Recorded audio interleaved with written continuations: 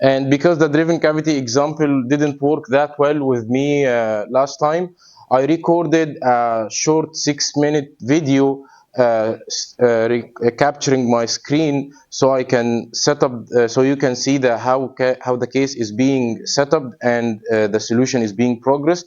So if you would like to do that example on your own, you will be able to do it. Moreover, for today, we will need that file, which is the hands-on file for session 2. This will be a zipped file with the mesh files and the geometry files and the case files as well. And as we progress, I will keep uploading the video recordings and the PowerPoint notes. Okay, so let's start now.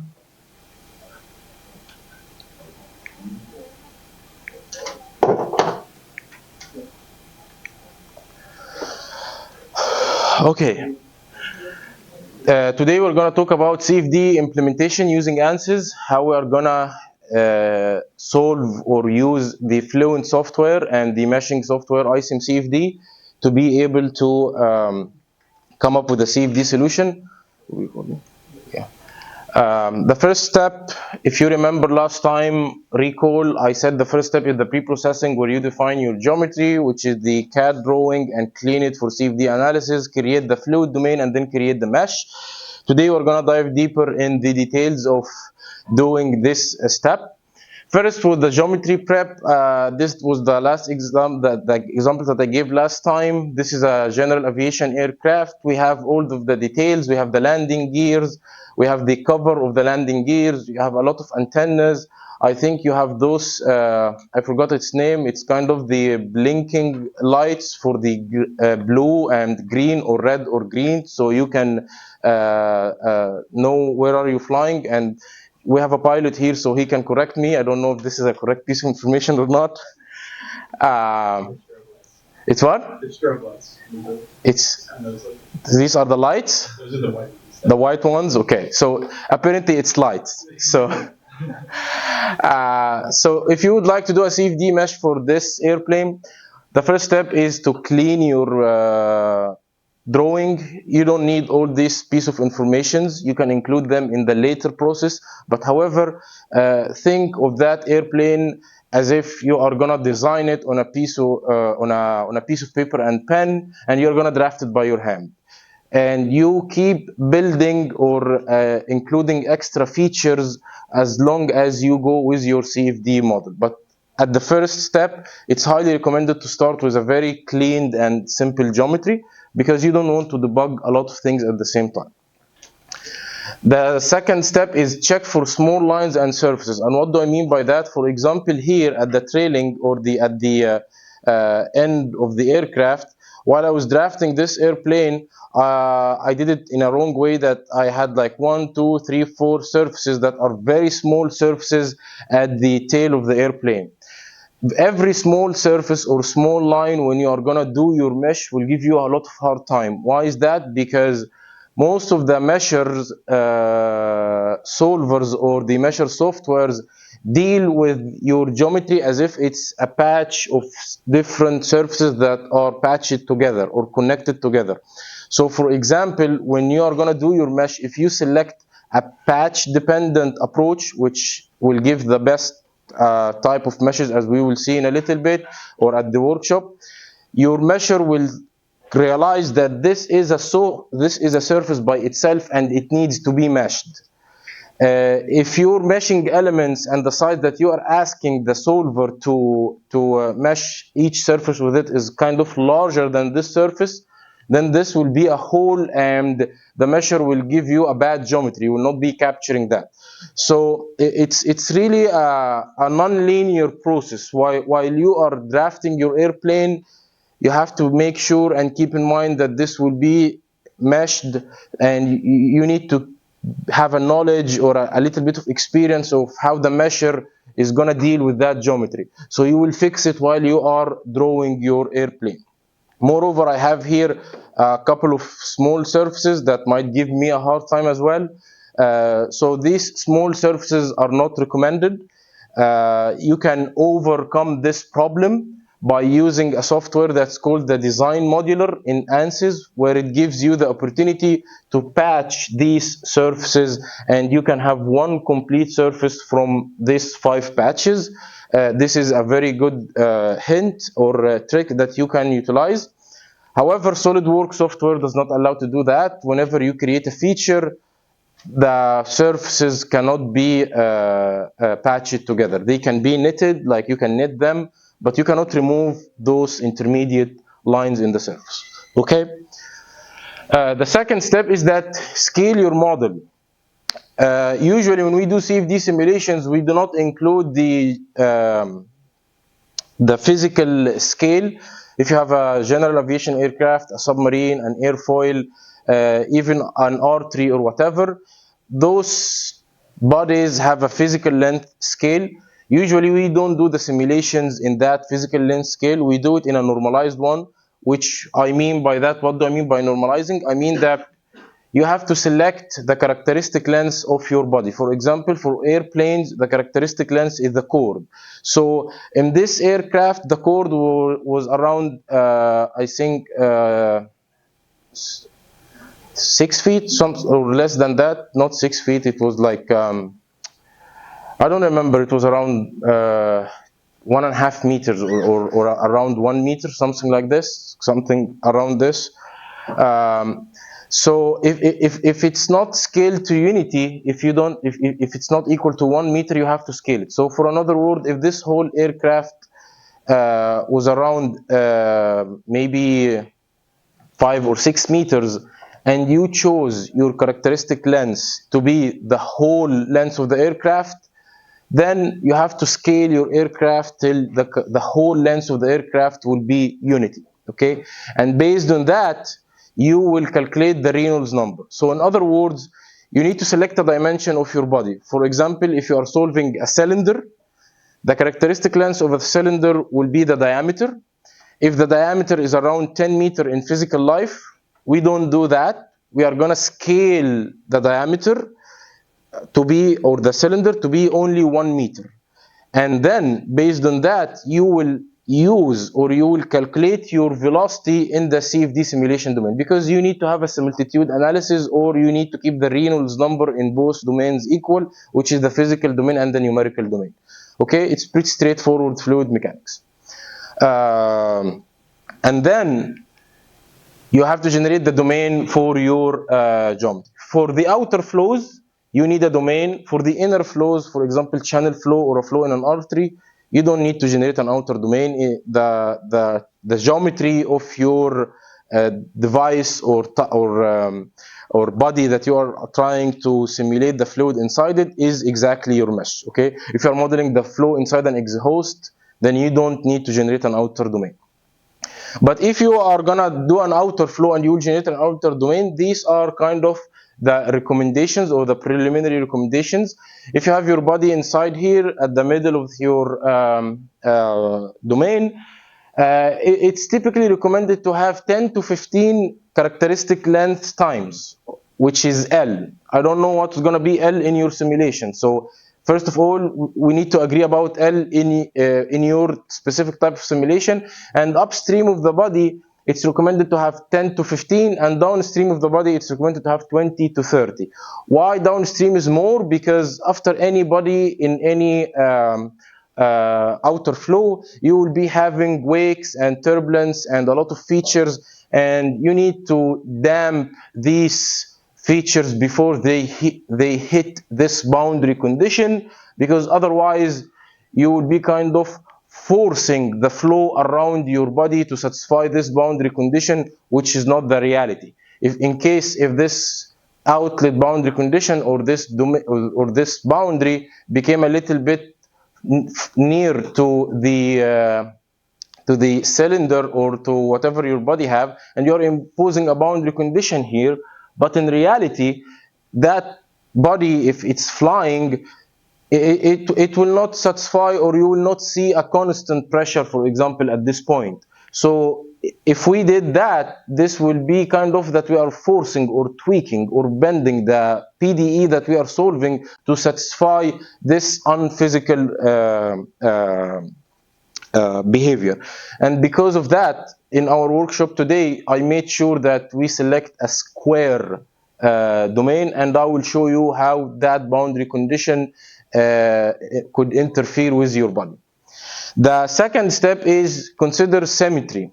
For example, if you are solving a body that has a symmetric plane, which is as I did here in the airplane, you can solve or you can mesh only half of your airplane. You don't need to mesh the whole plane because you will need half of the computational cost.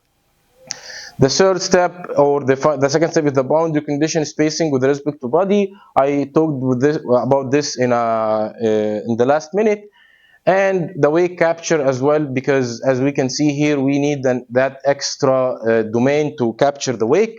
And the depth. What do I mean by depth? If you have a three-dimensional simulation, then for sure you're gonna need that depth or z height in the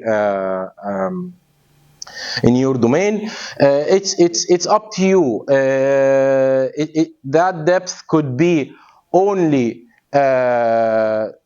including the whole airplane. For example, this is half of the airplane that I mentioned a minute ago, and now this is the distance from the wingtip till the end of the extruded or the depth of the mesh. Most probably, if you are including the whole depth or the whole features of your airplane, this depth is recommended to be around 10 to 15 of the chord length or the characteristic length as well.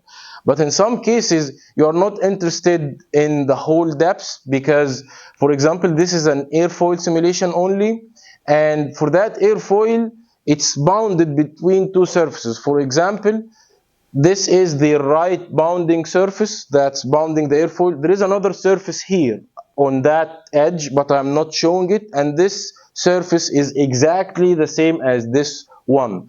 So it depends on the type of simulation that you are doing. For example, in that simulation, the depth will be around 10 to 15 your characteristic length, but however, in this simulation, the depth was just equal to one of the characteristic lengths. However, we still have in this mesh or in this study the domain to be around 10 to 15 circle of the characteristic length. So it depends on what type of simulation that you are trying to do. Why did we do this in this simulation? Because we were imposing a periodic boundary condition, and we will come to that in a couple of moments. When we finish all of this, then it's time to do the meshing. And what do we mean by mesh? To be able to have a nice talk about mesh, let's give a very quick introduction about the basics of meshing. The first thing is the terminology. We have the cell, we have the boundary face, we have the cell face, and at the point we have a node, and same terminology for the 3D domains as well. The elements type, what are the different types of the mesh? You have the triangular type in 2D, quadrilateral in 2D, and their extensions in the 3D. You have the tetrahedron, pyramid, triangular prism, and hexahedron. Okay, and you can have more as well. The grid types, what are the different grid types? They are two types. They are structured grids and unstructured grids. But what do we mean by structured and unstructured?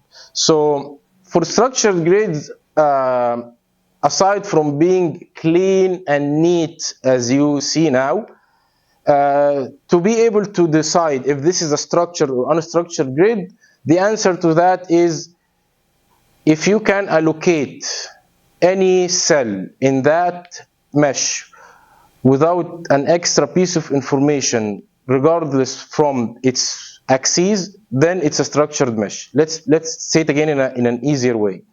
For example, if you are standing at this node, and someone asked you what's going to be the node that's on your east, which is this node. If you can answer that without an extra piece of information, then this is a structured mesh. But if you don't know this answer, then it's an unstructured mesh. Why is that? Because the structured mesh are stacked over each other, the elements are stacked with each other, and they are the same number.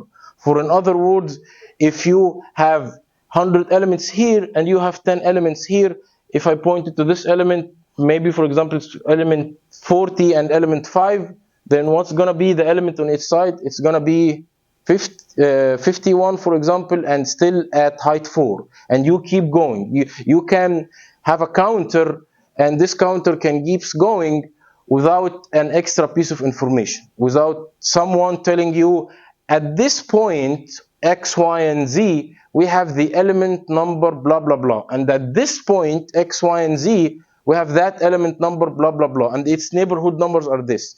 What I have been saying now is called a connectivity matrix. If you have a mesh that is accompanied by a connectivity matrix, then it's an unstructured mesh, something like that. So in this type, if I asked you, we are standing here at this element, what's gonna be the north element? Okay, I have this one and that one and that one. So which one do we like me to answer? I don't know. I need an extra piece of information. I need to know at this coordinate what's the element number, and at this coordinate what's the element number. So these are unstructured mesh. The good thing about the structured mesh is that they are the best meshes ever.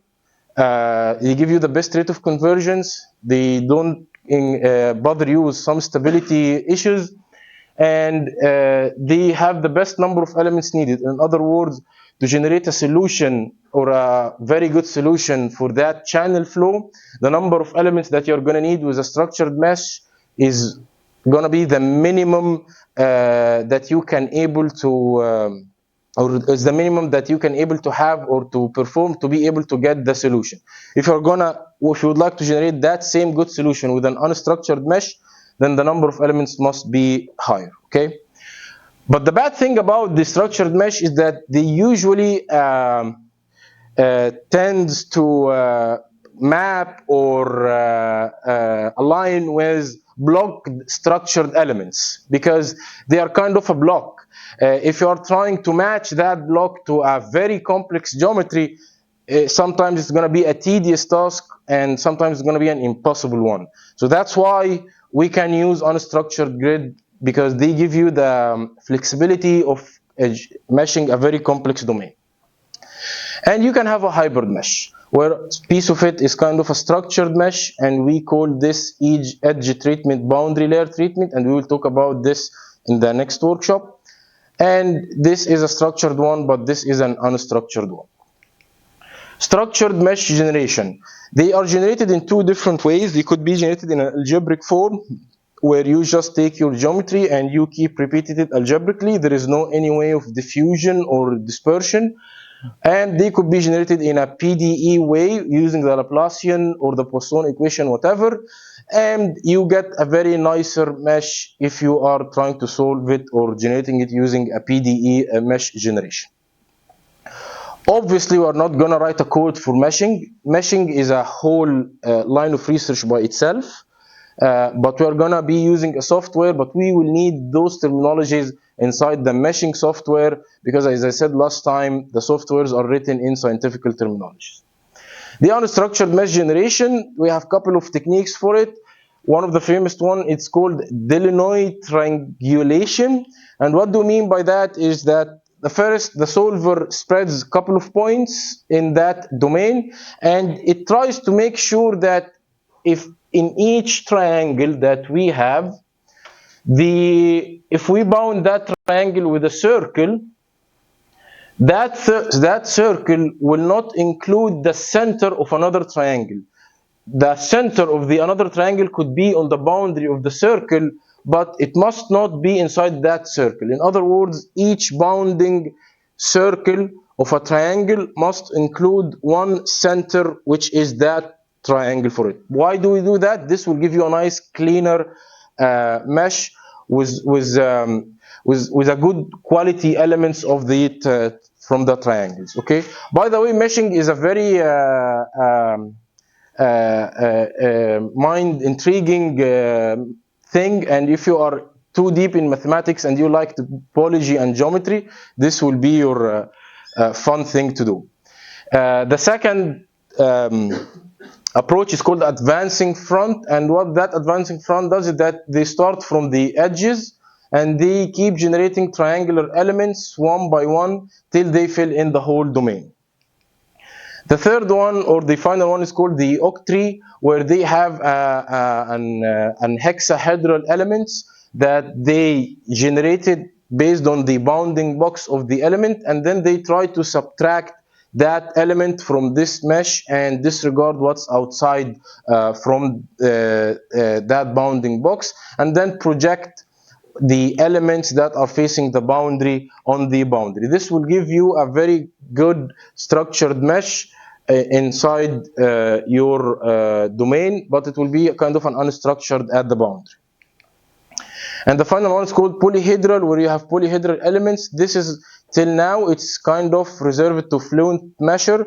The Fluent Mesher is the only software that I have seen generating those types of mesh. But I've heard that Pointwise and other couple of softwares are adapting this type of mesh, because now you can use the polyhedral element in the Fluent software.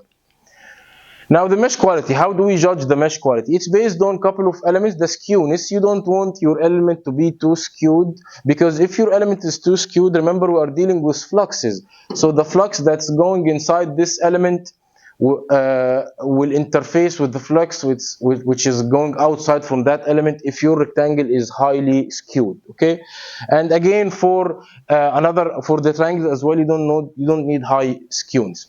The aspect ratio, you don't need highly aspect ratio elements. Like for example, this highly aspect ratio quad element, this will give you bad results. You need the aspect ratio to be around 1. And what do you mean by aspect ratio? It's the length over the width. That transitioning, it's highly recommended that when you move from element to an element, the transitioning in size to be smooth and not a step change, because as you can see here, this is a very small triangular element, but these three ones are very large. This will give you a bad behavior in your solution and might give you some stability issues. Let's consider a cylinder mesh as a case study, okay? Now this is a cylinder, and if I would like to patch kind of a squared piece of fabric inside this circle, and it's being discretized in this way, if you are trying to do so, you will always find that you will face highly skewed elements at the corners of your initial block or your initial square mesh. You cannot overcome that, okay? Using that technique. So let's try another way around. Let's take that piece of fabric and try to bend it around itself. So we will get this shape. Just take two corners and merge them in one point, and take these two sides and rotate them till become one side. You will get that mesh. What's the bad issue about that? You will get a discontinuity here, because we merged these two nodes together to be one point, which means that all these elements became one point, and you will be having a discontinuity, or your solver, if it's not taking into account that, your solution will blow up, because you will be having a lot of fluxes going out again at the same time at the same point, okay? So if you would like to solve this, we need that clever approximation, which is called multi-block structured grid. If you would like to have a structured grid for the cylinder, remember the previous piece of rectangle or block that we would like to match. Instead of matching, or instead of projecting one block on that geometry, let's have 5 blocks. This is one, and this is another one, another one, another one, another one. Now you get a nice structured mesh inside. You don't have highly skewed elements here, and you don't have any skewness on the boundary, and you go around, or you don't face that problem of discontinuity. So because of that, this is the standard technique for generating structured mesh in the industry. And the ANSYS software has a blocking technique specially designed for that. Most softwares or other softwares utilize other different types from generating meshes, but as of my knowledge, I don't know any other software that uses that multi-block structured grid in the same way that ANSYS utilizes it, and gives you full power to be able to generate a structured grid, okay? Final thing, you can generate an unstructured grid, and of course this does not look appealing and will not give you a good solution compared to those three structured ones. The topology. What do I mean by topology? What we did before here is that actually we were trying to solve a topological problem while not being unconscious that we are doing that. Why is that? Because regardless of your geometry, the block that you are trying to project on your geometry might have a topology. Let's consider, for example, something called an O-grid. What is an O-grid? The O-grid is the example that I just gave on the cylinder where we had a discontinuity. See, we consider this point A and this point A dash to be the same point here. And if you do so, this edge, if you are trying to mesh the whole domain, will be only just one point at the center of the circle. But if you have a body inside that circle, then this edge will map around this whole body. And your elements will be going in that direction. You will be having an O-grid type mesh, and these are the types of the meshes that you generate with the O-grid.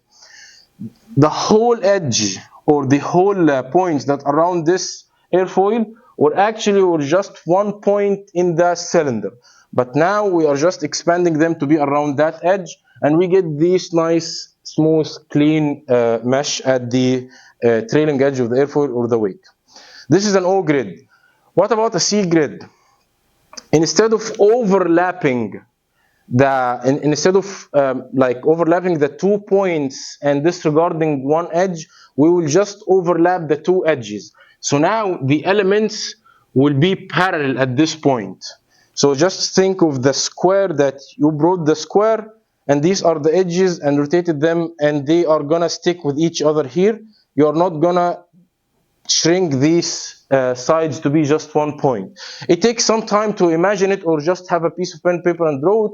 And these are the types of mesh that you will get with a C mesh. See, it's as if we were started from a block and we warped it around the airfoil, but we didn't do that step.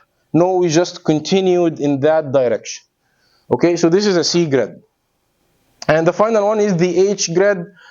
Most probably in the H grid you will be having 2 sides up and down, and they are used in turbo machinery. Again, the topology of your grid does not have to do anything with the geometry of your type. As I said before, we have the same airfoil, we were able to generate a C grid or an O grid over that airfoil. Okay. Let's see some examples, or actually let's see a particular consideration. If you're trying to generate an O grid, for example, for an airfoil example that I gave earlier, the trailing edge of the airfoil should be a rounded one. Because if it's not a rounded one and it's a point there, you are asking your mesher to actually satisfy a discontinuity at this point, while you must have a continuous solution there. If you try to generate an O grid with the sharp trailing edge airfoil, you will not be able to do it, and you will always find that your elements at the trailing edge are warped in some way or another. But if you have a sharp trailing edge, then you can create a C grid, because the elements can go smooth and transition, and you will be having that line to accommodate this discontinuity. Okay, so it's a nice geometrical consideration. Couple of videos on YouTube and couple of papers that you read in your line of research, you will be able to know what should you accommodate and what you should not do. Now let's move to the best practices in meshing. Accommodate steep gradients. In another way, what do you mean by that? At the leading edge or the trailing edge of the airfoil, because it's a very high gradient shape, or you have a steep curvature, then your flows will acquire high gradient. So you need a lot of elements near these high curvatures as to be able to capture the physics that's happening there. That's why you will always find that the leading edge and the trailing edge of any airfoil mesh are packed with elements. Okay. If you have a shock wave, the shock wave as well is considered as an discontinuity in your CFD simulation, and and you need to have a lot of elements inside the or the boundary or the region where your shock wave will be.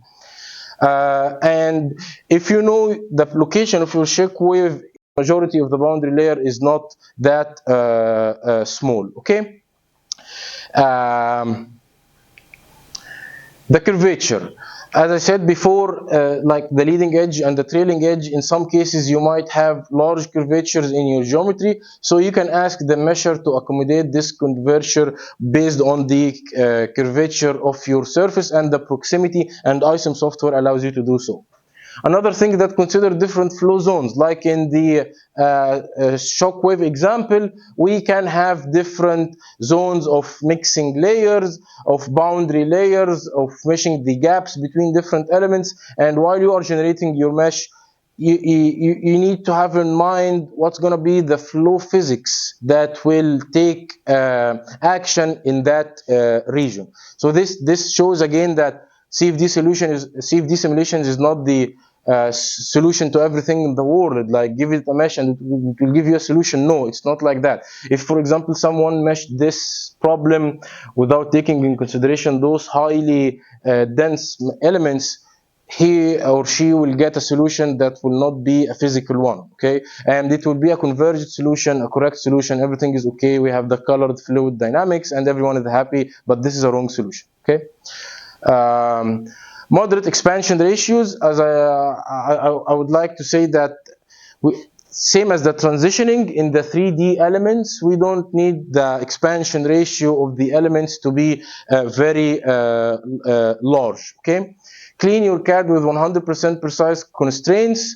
And my advisor in my home country, when I was trying to learn how to do mesh at the beginning, he gave me that piece of advice, and I was like, come on, this couldn't be true enough. He literally said to me, hey Nabil, if it's artistically appealing and it looks nice to your eye, it's a good mesh. If it's not, then it's a bad mesh. I said, come on, how we can do that? He said, nature should be optimized. The fluid should be flow in the best artistically way. Do you like the fluid motion and the fluid gallery? I said, yes. Okay, then come up with a mesh that generates that. So it should be an artistically appealing mesh. I'm not kidding.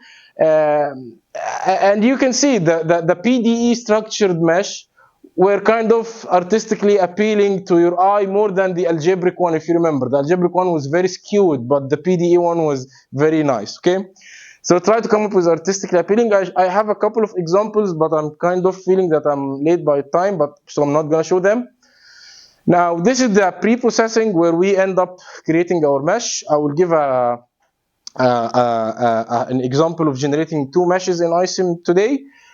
And then after we generate our mesh, we will go to the next step, recall, which was processing to set up the solver, the boundary layer, if it's either a laminar or turbulent, and then crunch the numbers, live monitoring the data, etc. So this is kind of to be considered as the meat, to be honest. So Fluent case up setup step by step. That's what I'm gonna do today. This is the setup window in Fluent. You will be having setup that are composed in general, models, materials, etc. The solution where you can control your solution, and then the results where you can plot your graphics and contours and XY plots, histograms, etc.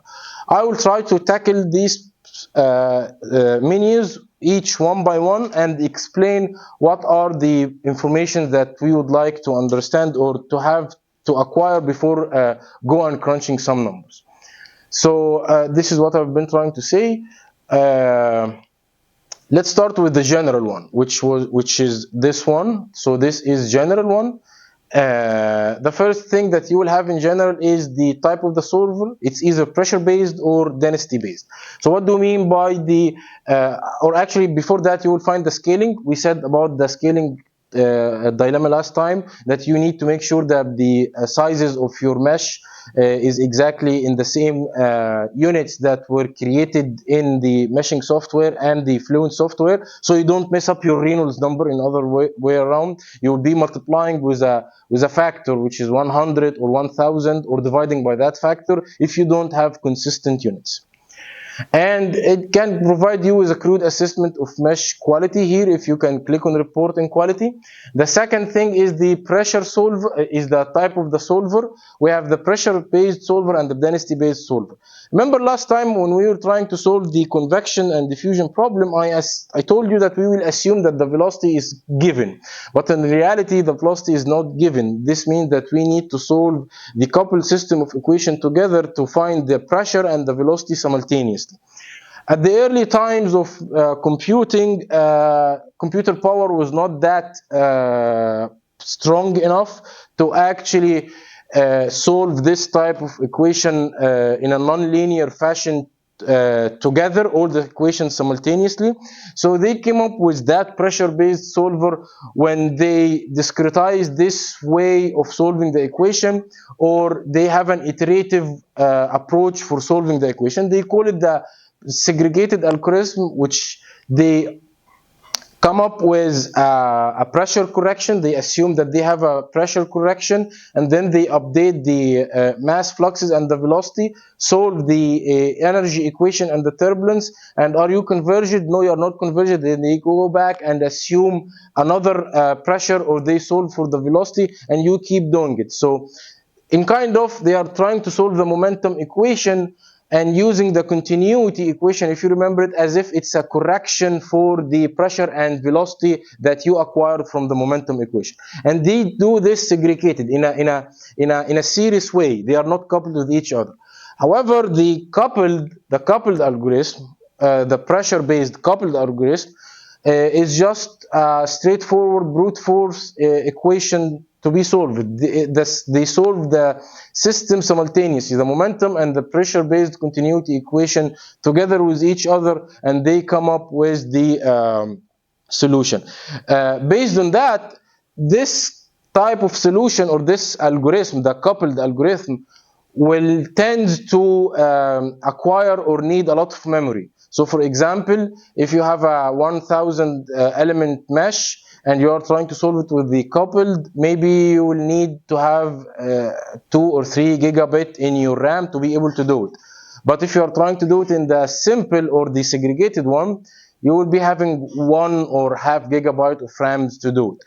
This one is slower per iteration, but this one is faster by iteration.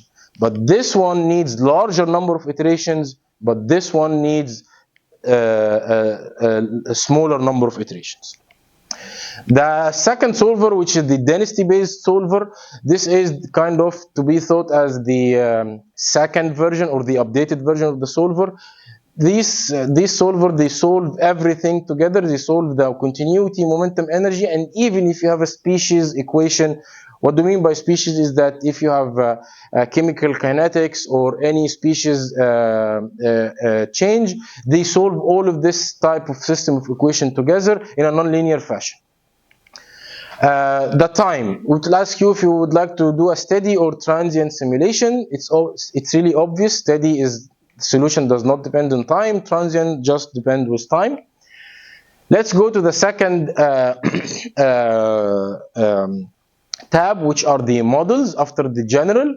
And in the models, if you expand it, you will find all of this. You have a multi-phase flow, you have the energy, the viscous radiation, all of these things.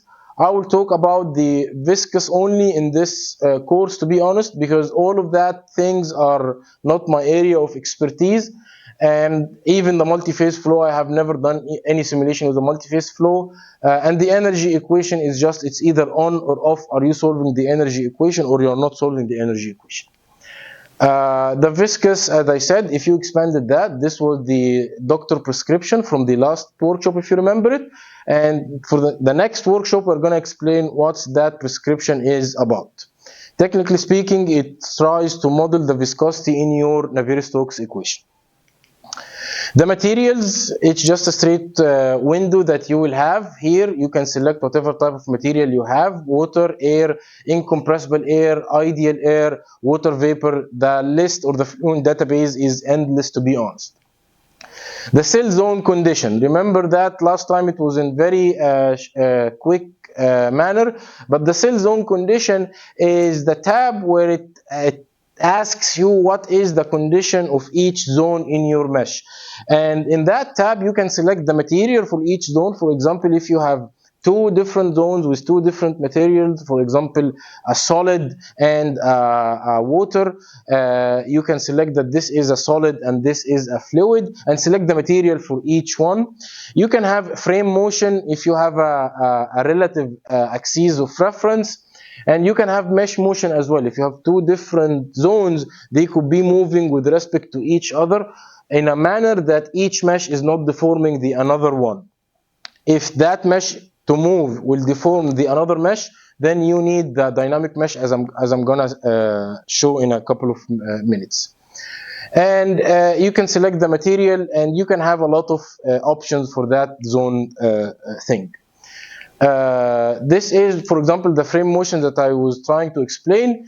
We have two different zones now. This is the outer zone, it's a stationary zone. This is an inner zone, and that zone could be rotating or pitching or rotating around that axis. So in other words, when this zone is moving, it will not deform that zone, okay? The boundary conditions. What are the boundary conditions, which is the most important part of any CFD simulation? The inner flow. Let's divide the boundary condition application in the type of the problem. We could either have inner flow or outer flow. In the inner flow, usually your flow is bounded by a wall, and your liquid is inside that wall. So this is the velocity inlet, and most of the time this is the velocity outlet. You cannot specify two velocities at the same time. You either have to specify the velocity or the pressure. You can specify the difference of the pressure, and you can specify the velocity and the pressure, but I don't think that you can specify two different velocities. I think mathematically speaking you could do, but I have never seen it before. So just think of applying the boundary condition as the real physical problem that's happening. If you have a pressure value here that's very large than the outflow pressure, then you will be having a free stream or a flow. And at this moment, you don't know what's going to be the velocity is. You don't know. Based on the back pressure, if these two are equal, then your CFD solver will not give you any velocity. You will not be having any mass flux in to have any mass flux out. Okay, so it's kind of different. Yes, I remember now. You can satisfy a velocity boundary condition here, but it must not be a constant velocity boundary condition, because if you have a body here, or if you have that wall which satisfies the no slip boundary condition, you can have a distribution for that boundary condition. So if you know that distribution and you would like to force your simulation to satisfy this distribution, then you can do it. But if you don't know that distribution, just have a velocity inlet and the pressure outlet there, and then plot your distribution. Let the CFD solver tell you what's going to be the distribution. So see, it's kind of a puzzle. What are the boundary conditions that I'm going to use to solve what problem? And to do that, a very good, or at least a physical intuition about the physics of the problem is acquired by the person who is performing the CFD simulation. The second type of the simulation are the outer flow. And you have here again the inflow, the velocity inlet. You can have here the velocity outlet. And in these boundary conditions, you can have multiple boundary conditions based on the type of the problem that you are trying to solve. For example, you will find most CFD simulations utilize a boundary condition that's called a symmetry boundary condition. What do you mean by symmetry boundary condition? It means that this edge will not allow any flux go normal to it. And it doesn't force any velocity in that direction. It doesn't force any pressure in that direction. And it doesn't force any viscosity or slip boundary condition in that direction. We don't know. But if you to kind of mirror whatever is happening on that line, it will be happening on this, whatever happening on this side or this plane will be happening on this plane. So this is called the symmetry boundary condition. This could be considered okay, there's no problem, as long as your domain is quietly large enough.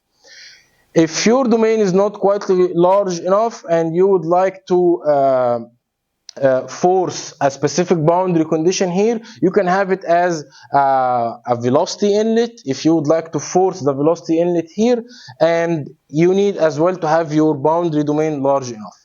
The most accurate and the correct boundary condition for the outer flow, it's called a pressure far field, and in this boundary condition you satisfy the pressure and the Mach number. In other words, you give the solver a way of satisfying the pressure and the velocity at the same time.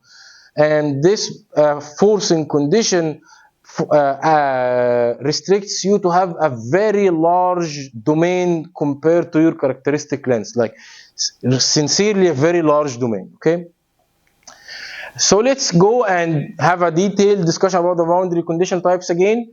The wall, which is going to be a no slip or a slip wall. No slip wall means that the u and the v velocity are 0 at the edge. The slip wall means that the normal velocity is 0, but you have a gradient of the velocity in the parallel direction, which means that you are specifying the value of the shear stress at this wall.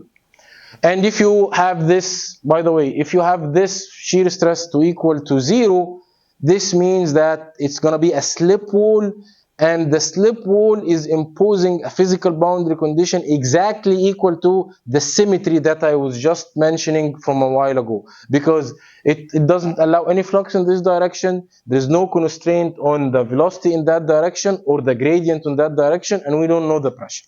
Okay, so don't be tricked with the multiple names in Fluent while selecting the boundary condition. Just gain or acquire a physical sense of what is your boundary condition, and you will be able to solve any problem.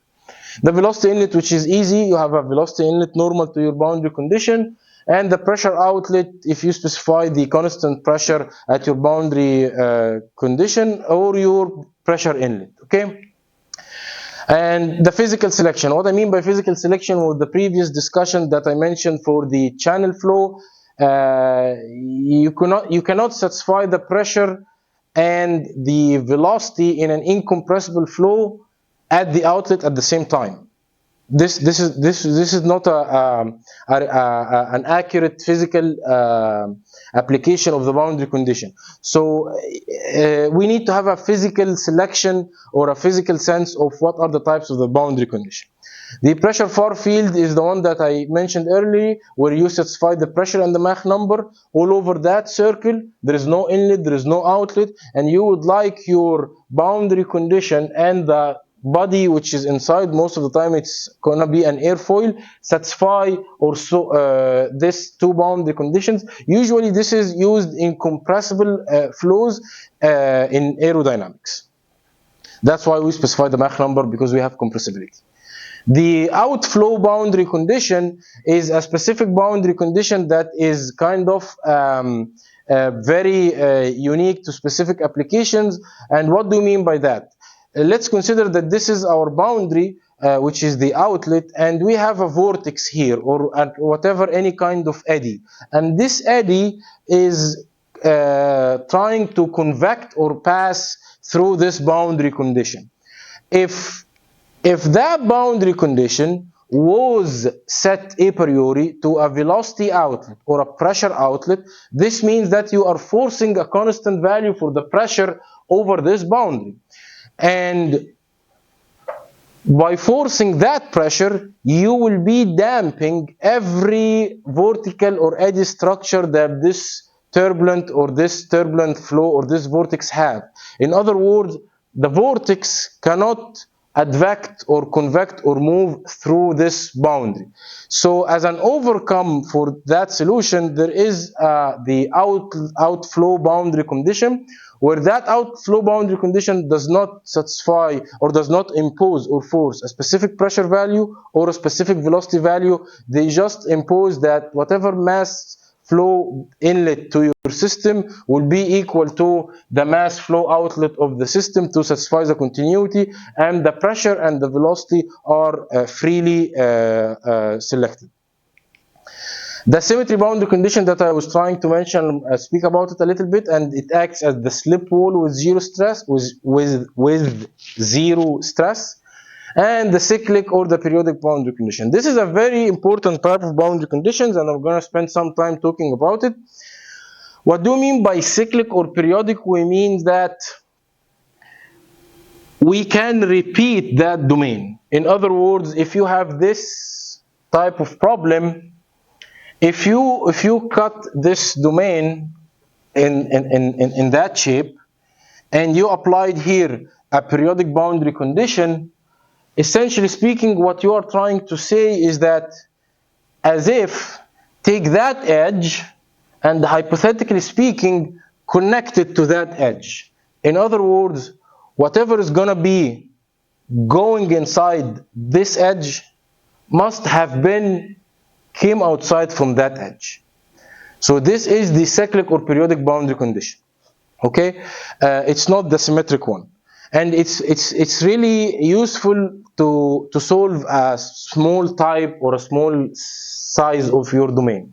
Remember, for the that airfoil problem that I mentioned earlier, we were trying to solve that airfoil problem as if it was an infinite airfoil. It's a 2D airfoil. Actually, it's a 3D one, but we were trying to assume that's extending from negative infinity to positive infinity. To be able to do that mathematically correct and to find a reliable solution from our CFD simulations, we should impose the boundary condition on that edge, which is the left edge, and the boundary condition on the right edge to be periodic. We cannot select it to be symmetric, because if we select it to be symmetric, remember, this means that we are saying there is no any flux going normal to that direction, but actually there could be flow going in that direction because of the turbulent behavior. And by saying that these two are symmetric, it means that as if you take that patch, which was one curved length, and you keep repeating it infinite many times to the extent to infinity. And whatever is going outside from that edge is going inside to that edge, and vice versa.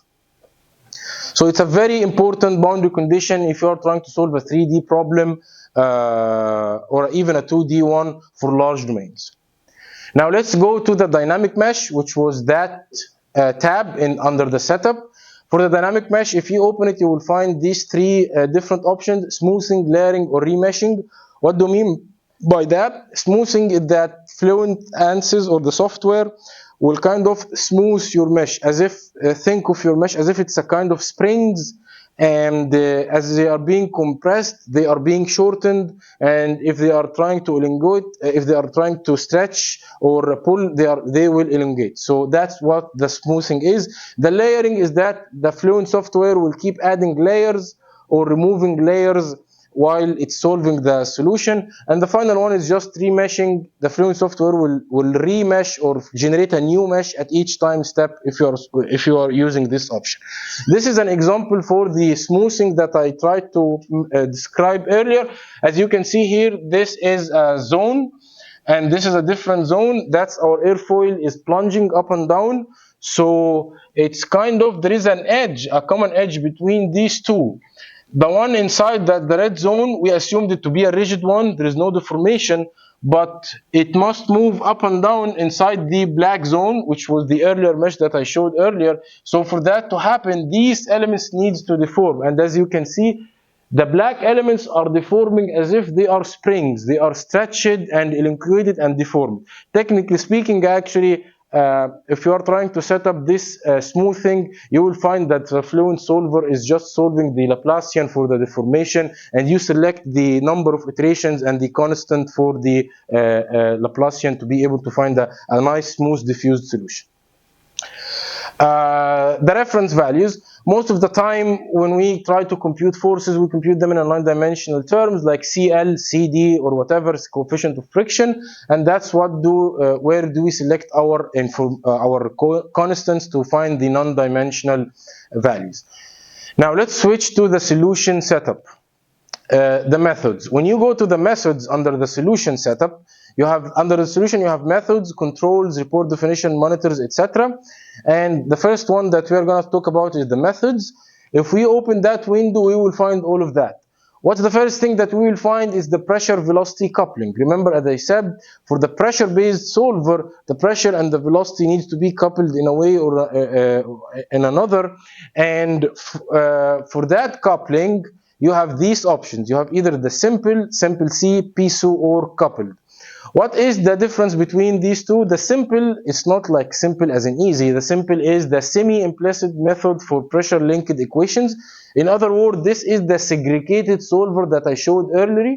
They assume a value for the pressure. Here it is, have an initial guess for the velocity, density, whatever. Solve the discretized momentum, solve the pressure correction, and then solve the correct pressure and velocities, solve all other discretized transport equation. Are you converged? Okay. If you're not converged, then please go back again and have another initial guess and keep going. This is the simple or segregated solver. The simple C is another step extra over the simple, where it stands for simple consistent. What they do is that they disregard a couple of elements in the discretized momentum equation and the pressure correction equation to have a more faster and simpler routine. But again, it's a simple routine or a segregated one. The piso, which stands for pressure implicit with the splitting of operators, what happens is that it's a segregated one, but instead of having one correction for the pressure, you have two corrections. Here it is, solve second pressure correction equation, and here you are solving the first correction pressure equation, where you are trying to apply the whole simple algorithm at the first step in that piso. And I will talk in a little bit why they did that piso in the CFD. The final one is just the coupled, where you are trying to solve everything in a coupled manner. Now let's have a table to summarize what are the nature and the benefits of each one. So for the simple, it's segregated, or in other words, it's decoupled. It's fast. It's very fast to do every iteration in it. But it needs larger number of iterations. It acquires a larger number of iterations to be able to converge. The mesh quality could be moderate. You need a moderate mesh quality. You don't need a very nice, clean, structured mesh. And it's very good for single phase flows. And for single phase transient flows, it acquires a small delta t. Your time step must be small, and you have to use lower and the relaxation factors. And I'm gonna say what are the relaxation factors. So you need to know, you need to keep in mind that the simple scheme will acquire you to have low values for under relaxations. And I will explain what are the under relaxation. This is gonna be a bad thing. It's not gonna be a good thing. And for the simple C, it's a segregated. It's faster a little bit than the simple. It acquires larger number of iterations. However, it needs a higher or a moderate mesh quality. A better mesh is needed by the simple C to converge. It's very good in the single phase flows. However, it still shares with the simple the requirement for the time step and the relaxation factors. Next, we will go for the piso, and the piso was technically generated especially for that thing, that requirement. They wanted a scheme that allows for larger time steps and higher under relaxation factor. They wanted to solve this problem, and in actually to do it, scholars needed to invent or come up with that new scheme. The final one is the coupled scheme. Obviously, from its name, it's coupled. Its speed per iteration is kind of slow, but it will acquire a smaller number of iterations to converge compared to the other three schemes. On the good side, it actually accommodates very bad meshes and moderate quality meshes. So you are kind of good to go with whatever mesh that you are trying to have with the coupled scheme. This doesn't mean that it will give you a good result. So your solution is strictly tied by your mesh quality. We mean that the coupled solver will solve and might converge to a solution.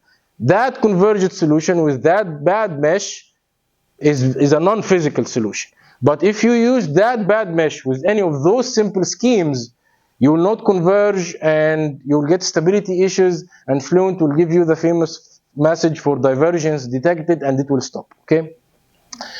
And the good thing is that Yes, as I said, it's a must use with a poor quality mesh, and it accommodates large time steps as well.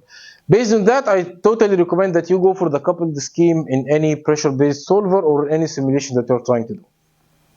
Let's go for the next step, which are the spatial discretizations. Remember last time we talked about the upwind scheme and the other schemes, but however there is an extra one here that's called gradient. And if you whatever I talked about last time, it was over only structured grid. Remember in last time we had our beam element that is discretized. This was a structured grid. If you have an unstructured grid, sometimes you need to compute the gradient of your property not at the face but at the node. So the gradient of the property at the face, we actually computed it last time pretty easy, which was partial phi by partial x at the face, because the finite volume method deals with the fluxes over the face. But however, for the face, and doing so, as we're trying to mention, doing so, we will rely on that gradient discretization schemes, which are least square cell based, Green-Gauss, or Green-Gauss cell based. A quick table, what is the difference between each other? For the Green-Gauss cell based, its accuracy is low, but its computational cost, it's the cheapest one that you can ever rely on. The Green-Gauss node based, its accuracy is higher and it's cheap. It's not the cheapest one from a computational cost. And for the least squares is the higher accuracy and it's kind of cheaper between the CG node and the GG cell. And that's why that least square cell based is most of the time selected by default in Fluent. Let's go for the pressure interpolation. And what do you need the pressure interpolation? Again, we would like to compute the pressure at the faces and at the nodes at some time. So we need a discretization scheme for that. We have the second order, or let's find the table. We have the second order. Now we know what's the second order scheme. The methodology for it is that they just apply brute force central differencing scheme for the pressure. And its application is that just go for it. It's pretty stable and pretty good one. The standard scheme is that they use the momentum equation. They rely on the momentum equation to be able to come up with a pressure value, and it's kind of more stable.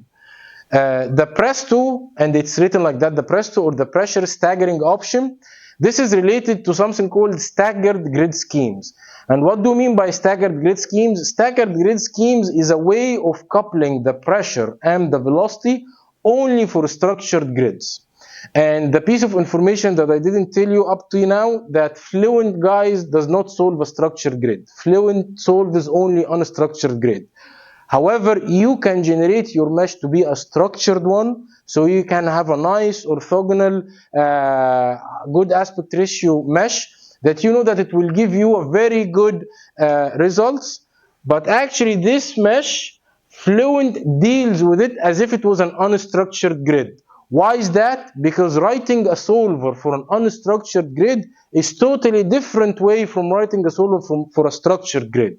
So for structured grid, you can have something called the staggered grid schemes or the staggered grid to couple the pressure and the velocity. And writing a structured solver, you will find that your equations that you will get are closely tied to your geometry and your schemes. That's why Fluent from day one adopted an unstructured solver fashion, regardless of what is your type of your mesh, okay? But this doesn't mean that it's a bad solver.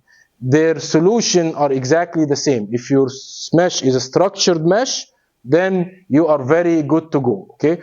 The bad thing is that the Fluent software will take you a lot of time to do that. In other words, if you are very fluent or very good in CFD, if you created your structured mesh and you know how to write a code, you can write your code and solve your structured grid over a structured solver by yourself in around like 10 times faster than what Fluent could give you, okay? But this acquires by itself a PhD. So the linear pressure discretization is that they just average the pressure, and as I say, he's a poor guy. It's low accuracy and everything. The final one is the body force weighted. If you have a body force, what they do is that they just compute the difference between the pressure force and the body force and take the gradients to approximate what's going to be the value of the force acting or the pressure on each cell face. And this is just known for body forces, okay? Now the momentum. Now we're experts. We know the first order upwind scheme, the second order upwind scheme. We know the quick up scheme, if you remember from last time. We are just left with the power law scheme. And the power law scheme, they use something called the exact power law solution to the advection diffusion problem. This is a very kind, detailed, sophisticated manner in approximating the flow fashions, and that's why I wrote just avoid it. I never used it before, and the details behind it, it's not straightforward. So do not use the power law unless you are know what you're doing. And the power law, just keep that in mind. I will explain it a little bit in the next workshop when we talk about the turbines. I don't think the power law is the wall law. I think you don't think so. Yeah, no. So I'm not gonna talk about it. Sorry. Yeah. The quick, we discussed it last time. The third order muscle scheme is kind of a generalization of the quick for unstructured grid, because the quick scheme is mainly used for structured grid, and that's why I said here it's a third order scheme, but it's only for quad or hexahedral. So if you generated your mesh in triangular elements and you went to Fluent and asked Fluent to use the quick scheme, actually Fluent is going to use the second order upwind scheme without letting you know. But it will just write in the console activating second order upwind scheme because you have a tetra mesh or a triangular mesh, and I cannot use that on these elements. Okay, so quick is only for quad elements or hexahedral. Now the transient formulation, the third one. Let's consider that we have our function and we have a partial phi by partial t now. We're just not solving the steady one. For the transient formulation, we will discretize partial phi by partial t in two different ways, the implicit or the explicit. What do you mean by the explicit and the implicit? As you can see here, when we expanded that time differentiation, where the property at the next time step will be equal to our function of the property at the previous time step. So this is the explicit scheme. You can just march it in time at t0 and keep going. However, for the implicit scheme, you will find that the new property value is going to be a function in the old value and the new value as well. This means that you will be having x on the both sides of the equation, and you have to solve it iteratively. So at each time step, you are solving an iterative system of equations to be able to find the new property at the next time step. What are the difference? Here it is. The cost of the explicit, the computational cost, that's pretty cheap, straightforward, does not require any huge amount of memory. And its stability, it's bad, which means that it acquires you to have a very small time step. Otherwise, it will blow up and you will not get a convergent solution or a stable one. For the implicit solution, it's kind of more computationally expensive. It will ask for a lot of memory, not a lot of memory, extra memory and more processor power. But the good thing about it is that it's stable. It doesn't face a lot of stability issues, and it allows larger time steps. So you can proceed in time with larger time steps. And since I talk about the time step, I have to talk about a very important thing in fluid mechanics, most probably the most important one, which is called the current Friedrich-Lewis number, or the CFL number. Okay, what's that number? Let's imagine that this is our grid, okay? And we have a wave that is moving over that grid in the physical domain and the numerical domain, okay? If that wave is moving for example, with a velocity u. This means that in the numerical domain, if I would like to be capturing that wave and I would like to be seeing that physical wave in my domain, my delta x, which is my mesh size, over delta t must be equal for the velocity of the wave in the real life, because otherwise, if the wave is just moving in the real life from that block to that block in a delta x and delta t, however, my delta t is two delta t's, is not one delta t, and I'm retaining the same x, then my numerical solution will be assuming that that part actually moved 2 points instead of only 1 point. Okay, or in other words, you will not even be seeing that wave, because you will see nothing here, and in that cell you will say that there is nothing here. The wave did not move or even convect to that cell, which is not a physical solution. If you do so, or if your scheme results in a CFL number, where the CFL number now is just equal to U, because we need these two to be equal to each other. U is your velocity multiplied by delta T over delta X. This is the C, or this is the CFL number. It must be less than 1. Because of that, you are assuming that your delta T is much smaller than the delta T in the physical domain, that you are capturing the physical wave in the numerical domain. If this is not true, your solution is technically speaking wrong. There is nothing other than that. It's technically speaking wrong, okay? And it will not be a stable solution, okay? So this condition gives you a way, or a constraint over selecting time steps. If you have a very high Reynolds number case, then the velocity is very high. This means that you either must have a very small grid, a very fine grid, which is equal to computational cost, or a coarse grid, large delta X, okay, and a smaller delta T. So longer time to solve your problem. So what are the ways to solve that?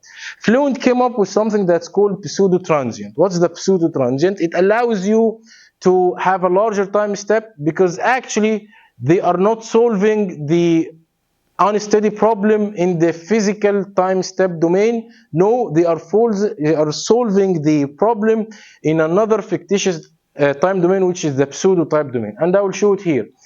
This is the boundary or the finite volume equation that is in Fluent. This equation I copy pasted from the user theory guide, from the Fluent theory guide online. We have access to that.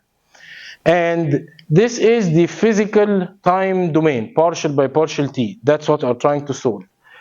Fluent adds a nice trick. They say I will add another term, and that term is function in tau, partial by partial tau, which is the pseudo time.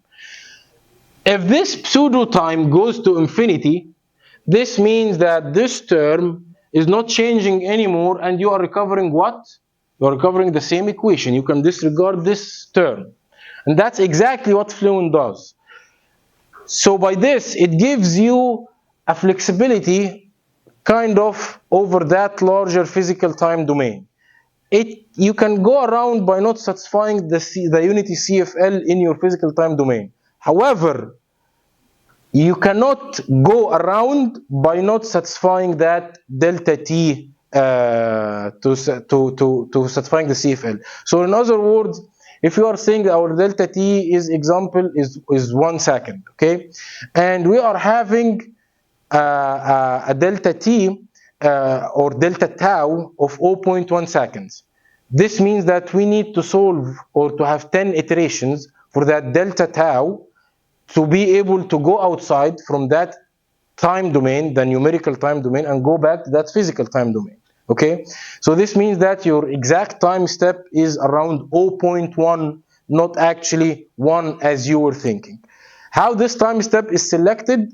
In an unsteady simulation, you select it by yourself with the number of inner loops, and in a steady simulation, it's being satisfied by the CFL number, and I will show in the next step.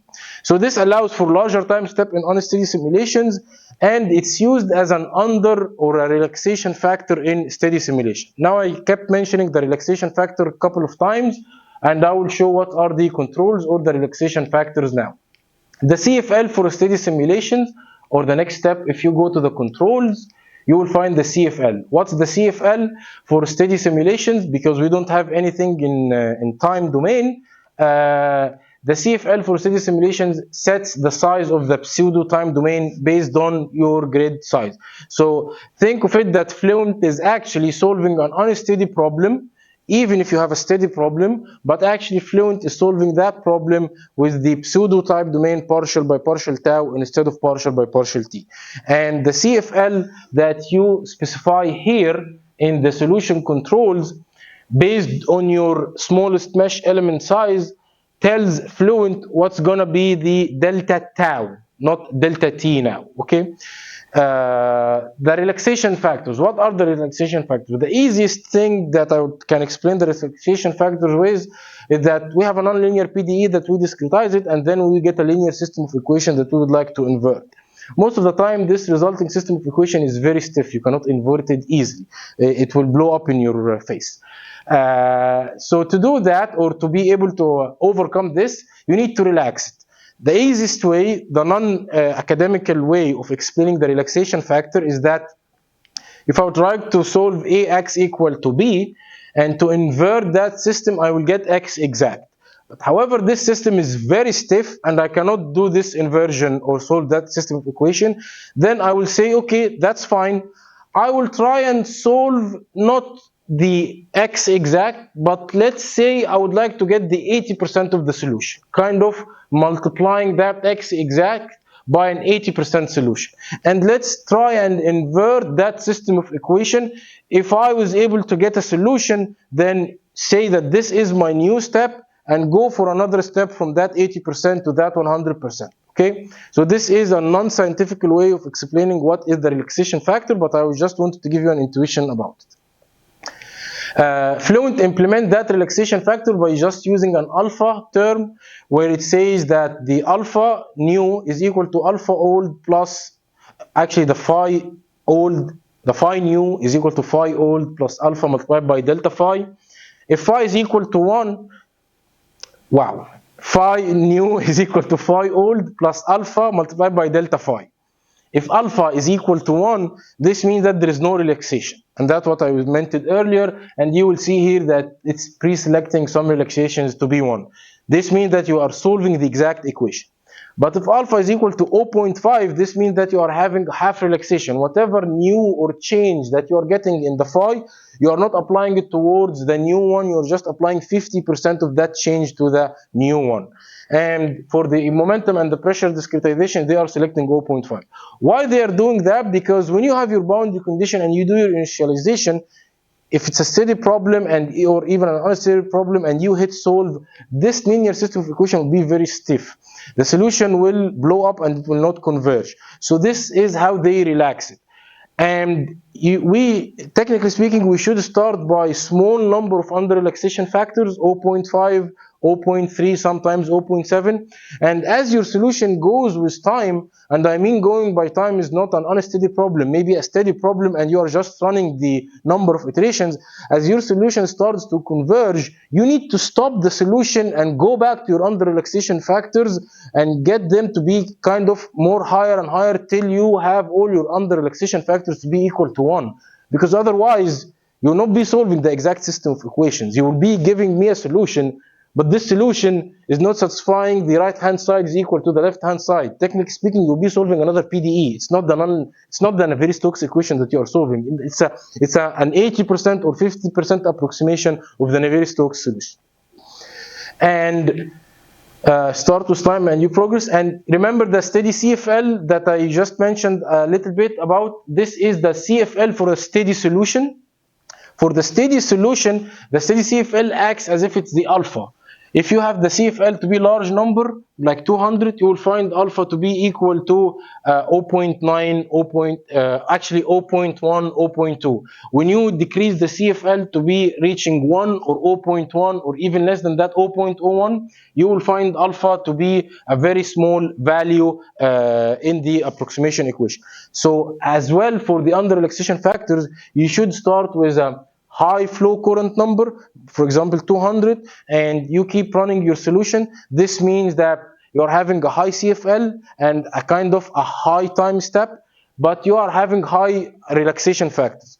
And as your solution converge, you need to stop the solution and lower that flow current number from 200 up to, for example, 100, and give it another 1,000 of iteration, and then 50, and then 1, and at least you should reach 1 or 0.1, okay? And you will find that when you reach 0.1, your solution will be much slower, because as if you are having a smaller time step. Monitors. What do we monitor in our solution? The things that you can monitor in solution are the residuals. You can have report files, you can write values while you are running your solution, and you can have report plots and conversion conditions.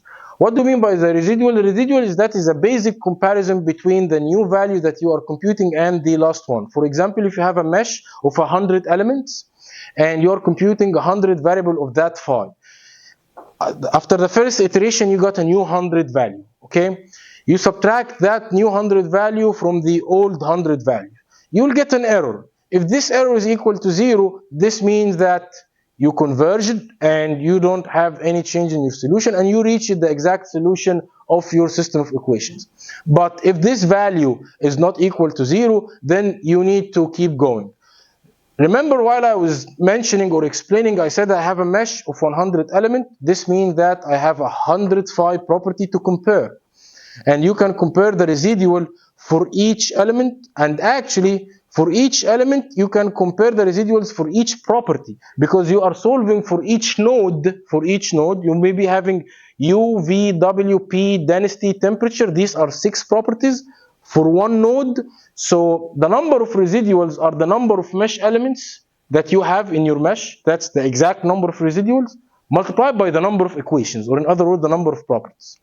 So if you have 100 mesh and you are solving incompressible Navier-Stokes equation with 3 elements, U, V, and W, then you have 3 U, V, W, and P. You have 4 variables. So you have 400 value or 400 residual to compare. However, this is a not clever way to give you an intuition how the residuals are behaving. So that's why Fluent came up with a way of giving you an intuition or something to monitor by your eye, or at least by a number, so you can know if your solution is converging. And that is the scaling or the normalization. What Fluent does by scaling is that they compute, actually they sum all the residuals.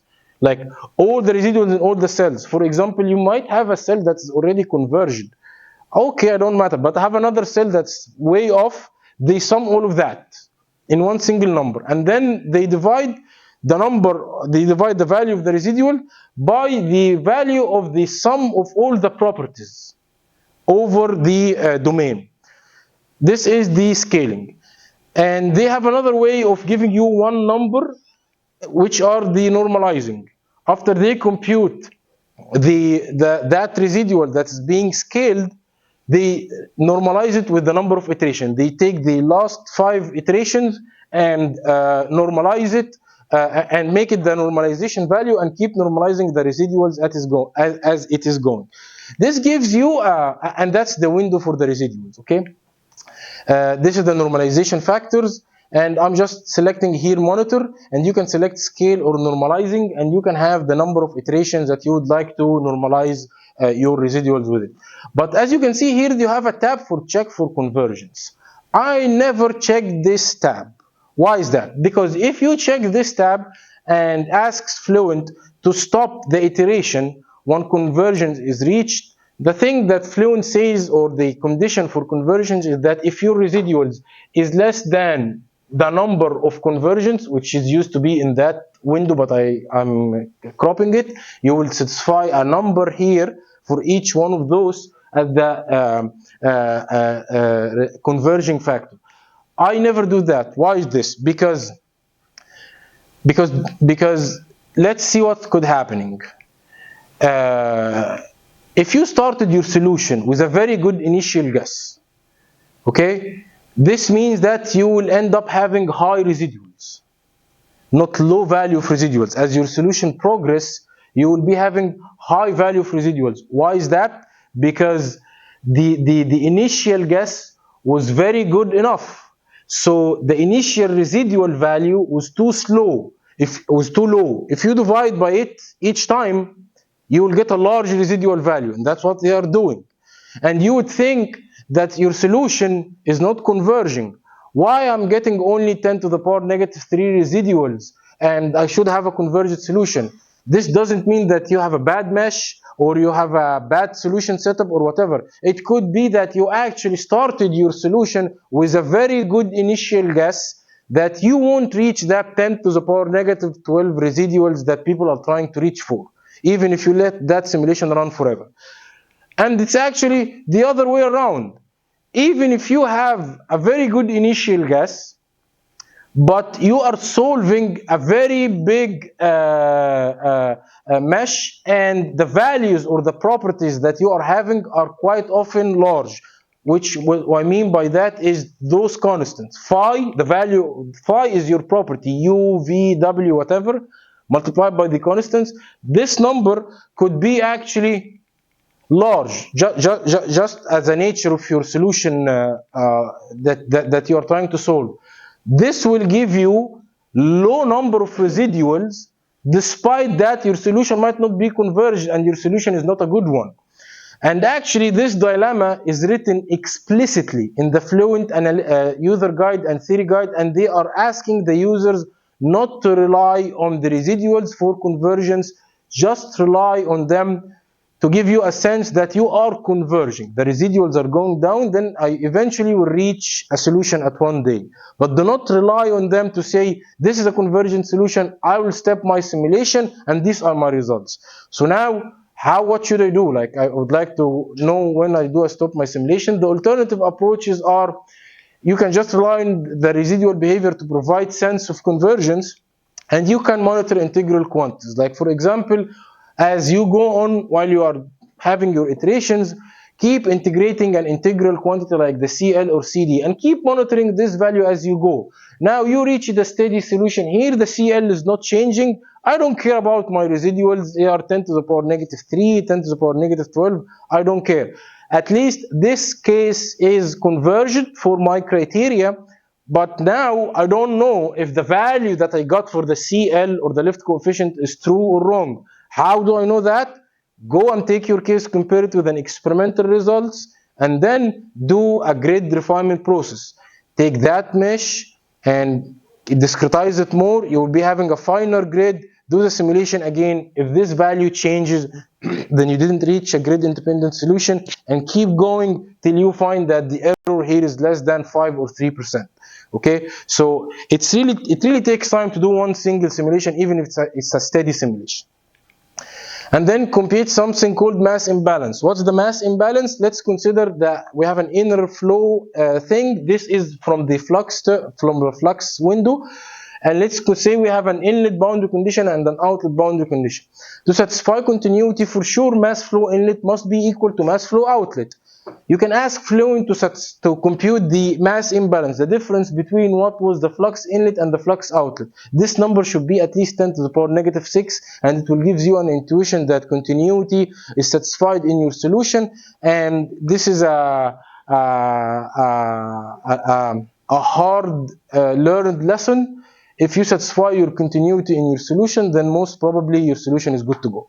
Okay, and that's why you always find your continuity solution or residuals are high enough, and the continuity solution is not that easy to satisfy in any CFD simulation. Okay. For turbulence, when we speak next week, you have a property that's called y plus. Plot a histogram over the boundary that you are computing the y plus over it, which mainly your body, and make sure that they are all less than 1. Okay, so this is my guide to how to judge the convergence of the solution. Now, most probably, if you do that, you finish your processing, and then you need to go to the second step, which is the post-processing. I just included this picture for post-processing, and just go very quickly here. You can plot contours, you can have path lines. Remember, I told you can select histograms. This is the graphical user interface that you can play with it. There is nothing fancy that I can have here, especially in Fluent. I was hoping to advocate some time for TechPlot software, but however, I won't be able to do that with our packed schedule, so I apologize about this, but I can support anyone who would like to use TechPlot. Moreover, you can have reports. These are the flux. Remember when I told you about the mass imbalance? If you go to the flux, you will have in that menu in the fluxes, compute the mass imbalance, and you satisfy the inlet boundary conditions and the outlet boundary conditions, and it computes the difference of the mass inlet and mass outlet, and this number should be at least 10 to the power negative 6, if not lower, and this will give you an intuition about your convergence and the accuracy of your solution. Now let's go for references. I highly recommend this reference to all of you guys. It's called Computation Fluid Dynamics, a Practical Approach. What's technically U12 has been doing is what I have been trying to summarize in this workshop. I was actually fascinated by the amount of number of books that has been published in the recent years about trying to simplify or give an application way of how to perform a CFD analysis in a correct and a reliable one. It doesn't have to be a lecture academic one like the finite volume book I earlier recommended, but this book goes over every type of discretization. What are the difference between grades? It gives you an intuition or a sense how to apply a CFD simulation. I really envy you guys because you have this book now. This was published 2019 and this book was published 2016 because this is the third edition as well. And when I started doing CFD simulations in 2000, I think 2011 or 12, these types of books was not there. I don't know why they are emerging now, but I'm happy. But these books types was not there, and that's actually was the main idea of the workshop, is trying to summarize what I gained by the hard way for you to these books. I totally recommend to go for it. They are very good books. And if you're interested about the grid generation, as we talked earlier in the first session, this is called the Handbook of Grid Generation. As you can see, this is a formal academic book speaking about topology and discretization schemes. If you're interested in meshing, you can go about for that book. Okay, now let's go for the hands-on session. I will go over a 2D airfoil mesh very quickly. Try to open your ISIM software, and then we will do a cylinder mesh. This cylinder mesh, we will export it to Fluent and solve it over an in-visit flow around the cylinder. And this is going to be our domain and the boundary condition, and this is going to be the problem setup. So I will open with you now ISIM. If you downloaded the files, just go for the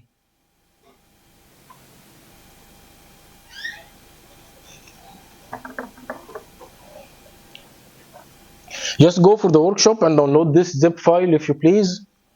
Extracted, you will find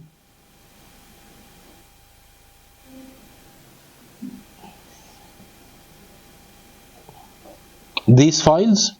You will find two SolidWorks files, one for the NASA 0012 blunt edge TEC grid geometry and one for the cylinder geometry. If you have SolidWorks in your computer, then we can import that file in ISIM. If you don't have SolidWorks set up on your computer, then please open the airfoil ISIM project as it is. Okay, so what I'm gonna do now is that I'm gonna open the ISIM CFD project, and since we have a few number of attendees now, we can allow for questions for the workshop. I'm assuming I'm not doing a very good job in explaining, but that's good. You get to interact, guys. So just open ISIM CFD.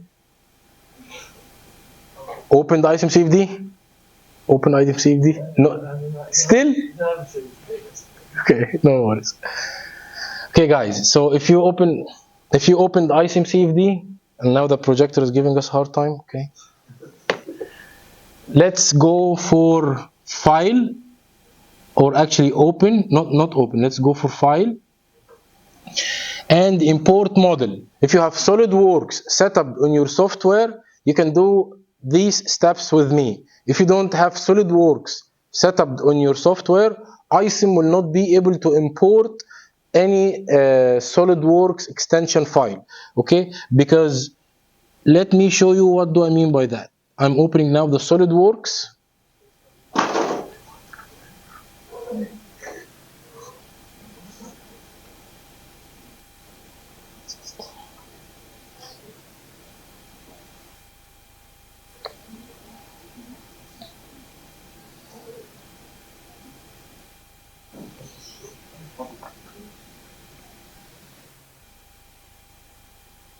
So what I essentially did is that I have a C domain, or a domain that can accommodate a C grid.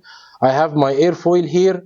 the chord of the airfoil is 1, and as you can see, the radius of this cylinder is 15. Okay, and the domain here is 30, and here as well is 30, and I generated just a surface in SolidWorks. If you have SolidWorks set up in your computer, then ISIM software can deal with any extension file or any file that has the solid part SLDPRT extension, which is the extension of SolidWorks. You can directly import it through ISIM. If you don't have SolidWorks set up, that's good, that's okay, it doesn't matter. Just save this as any extension where ISIM can deal with it. I totally recommend the IGS extension, and you can save it as an IGS extension. And when you go ISIM, when you click File, Import, you don't click Import Model, you just import Geometry, face it, Legacy, and you will find where is ISIM? Where is IGS? There used to be IGS here. There used to be IGS here. I don't know what happened. Okay, ISIM CFD, faced it, Legacy, import Nastran. Okay, so then save it as an STL. If you don't have IGS for some reason, then from SolidWorks, instead of selecting IGS, save it as an STL. As you can see here, you have an STL file. The learned lesson, just make sure that there is an extension that these two softwares talk with each other through it. If not, just set up SolidWorks, and you can go now and click File, Import Model, and I will select here SolidWorks, go to my workshop file, and go to the NASA blunt edge. You will get that window here. It keep everything in default, and it will ask you about a couple of things. Convert units, should we convert units? Yeah, I think I remembered I created that mesh in millimeters, so I will keep it in millimeters, and I would like to do my mesh or an ISIM CFD, I'd like to use it in millimeters, not in meters or centimeters. Okay, and I just click apply. When you do so, now you will find your mesh that's being imported in ISIM. The first step in creating a mesh is generating your parts or naming your parts, which are the boundary condition and the wall, the airfoil, and your fluid domain. To do that, right click on parts and go for create part. You will find this window. I will say the first part is inlet, and then select on that, click left click on that arrow, and then you will see here it says select entities with left button, and middle is done. What ISIM means by middle is the button of the scroller. You know the scroller on the mouse, if you click it downward, there is a click in there is a button there. Okay, so just left click on this one, and then click with your mouse the middle button, and now it's selected. Okay, you will find it here as an inlet, as a new part named as an inlet. Now I will go for upper, I will go for lower, and I will go for outlet, and then I will go for airfoil or wall or whatever, and I select the airfoil, and I will click in the middle. Okay, you will see that each one that's being named is assigned a new color. Now I click dismiss, and then I will go to geometry. I will select surfaces because I want to see my imported surface. Okay, and I want to make sure to move it, the pan, just control and the middle point of the scroller. The middle, this is empty, so we are good to go. Yes. Okay. Okay. So now we are seeing our surface. The next step is that you could go in geometry, and you will see a tab under the geometry tab. It says repair geometry. click on this repair geometry, and the first tab on the repair geometry is build diagnostics topology. This step tells ISIM that it will understand the geometry in terms of its own language. If there are vertices that are not connected, it will connect it. If there is a surface that is not very good drawn, it will give you an error message. This is a very important step that you should do in each unstructured grid. When you are trying to generate an unstructured grid using ISIM, this is a very important step in ISIM CFD software. I totally recommend the tutorial manual. There's a tutorial manual for ISIM CFD software on ANSYS Fluent website. Because we have the license here, you can just click help on any of these softwares, ISIM CFD or Fluent or whatever, and it will redirect you to a web page where you can go and download all the tutorials for generating meshes and even Fluent cases, okay? Now let's hit apply, and now you will see all the lines and the curved are in yellow. This means that ISIM CFD understood these lines and everything is okay. And see, it will say 8 vertices are merged. It's written in a very small font, but this says 8 vertices are merged based on your tolerances, and one point was created because there are 2 intersected curves. Okay, this allows ISIM CFD to deal with the measure in with the geometry in a better way to generate your mesh. Now let's go for the second step, which is mesh. The second step is mesh, and the third step is blocking. You cannot use these two at the same time. Why is that? Mesh allows you to generate unstructured mesh. It's an easy way of generating the mesh. You can generate a mesh in a couple of minutes. It will be a good mesh around 80% quality, but you will not ever get the same quality of the meshes that you can create using the blocking. What's the blocking technique? It's the multi-blocking structured grid that I usually mentioned, that I early mentioned in our session. This technique in ISIM allows you to start with a square and go with your imagination and the tutorial and start dividing this square to generate an O grid or a C grid or an H grid, and then associate it to your geometry. I will give you an example now how we can do it very quickly over the cylinder inside a square. But now we are gonna do the unstructured grid over an airfoil. So the first tab under mesh, because we are dealing with unstructured mesh, you will have 3 types or 3 tabs. The global mesh size, where the global scale factor is a factor that allows you to generate mesh refinements in quick steps. For example, if it's 1, then you are not doing any refinement. If in next steps now, we are going to select number of nodes over each surface and over each line, etc.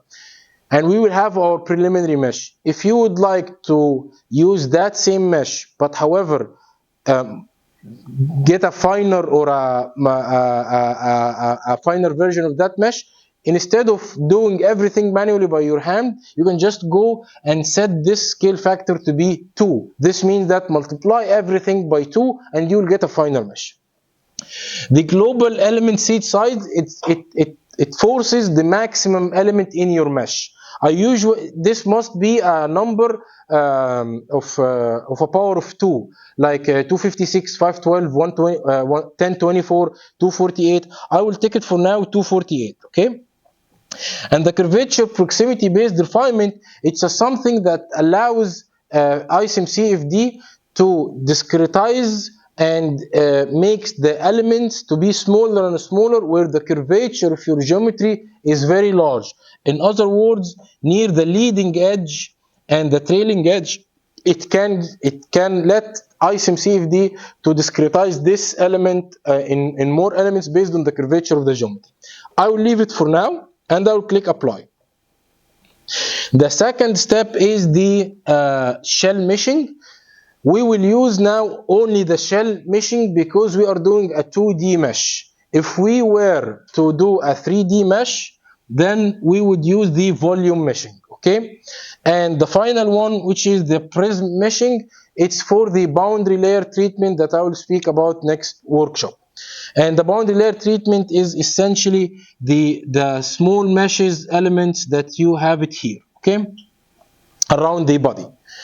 Now let's go for the shell meshing. You will have different types. You have quad dominant, all tri, all quad, whatever. I will try to select all quad. And the mesh method. The mesh method is the type that the software is trying to generate the mesh. You have four methods. You have auto block, mesh, patch dependent, patch independent, and shrink wrap.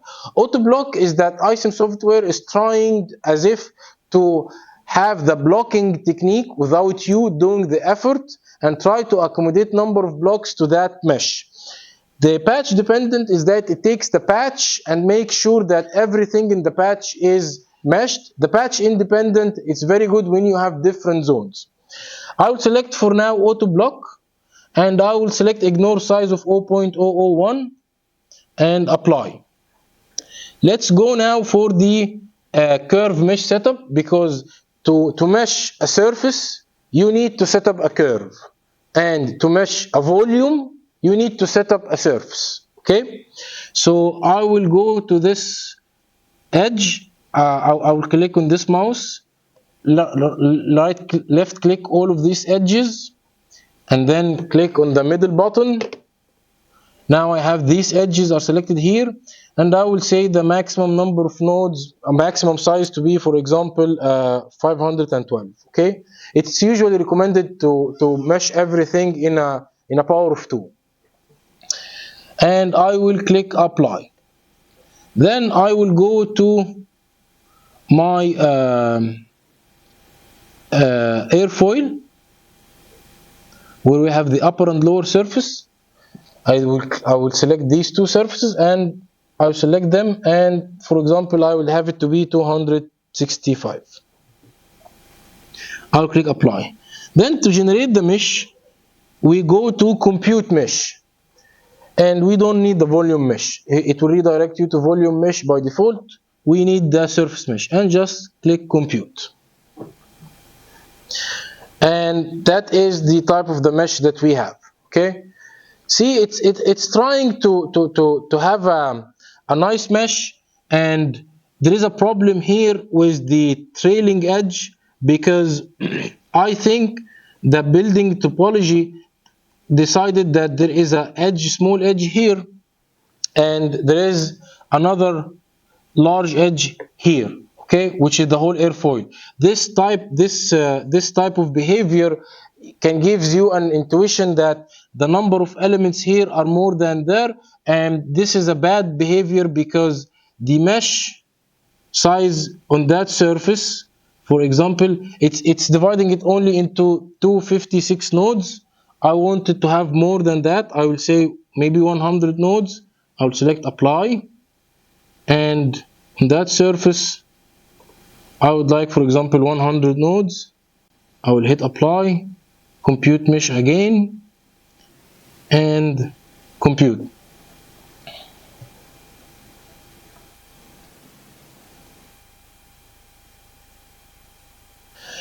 When the mesh is not displayed, you can go to this drop down and click on mesh and click on mesh again. Now you have a nice cleaner mesh. This means that the allocation I did before maybe was not that correct. And see, the solver is trying to have as if it was a structured mesh. See, he is trying to have a structured mesh over this domain and that domain. This is why, because we selected the auto block. Now let's go and change it from the auto block to patch dependent, and hit apply. Go to mesh, generate the mesh.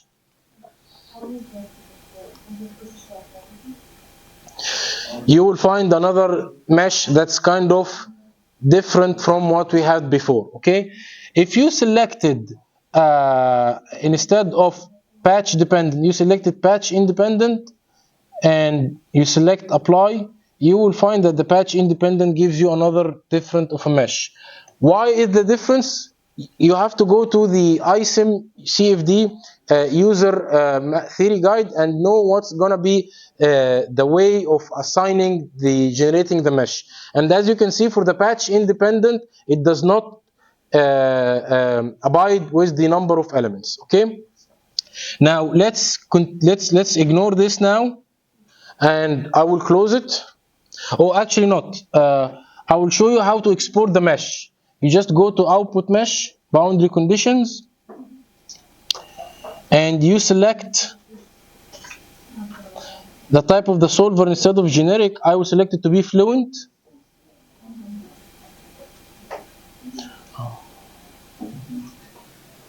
Apply. And then for the boundary conditions, I will select here the surfaces. For the outlet, I will create pressure outlet and click OK. For the airfoil, I will create wall. For the inlet, it's velocity inlet. And you keep going, okay? You keep selecting your boundary conditions. Then you click accept, and then go to write input, click save, save current project, yes, and then output.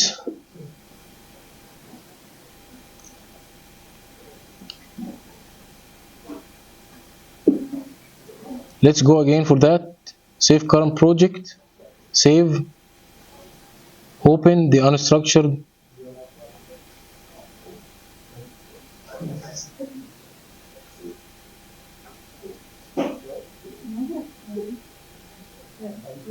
And that's it. Your mesh is exported in your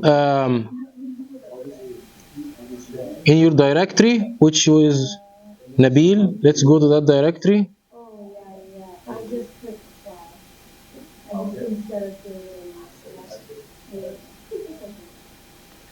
And you will find here a .mesh file.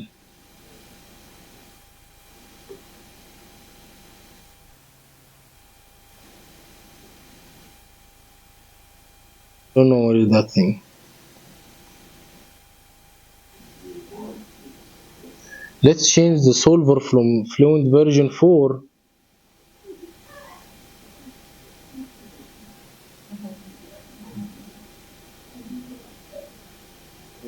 to ANSYS Fluent. To ANSYS Fluent.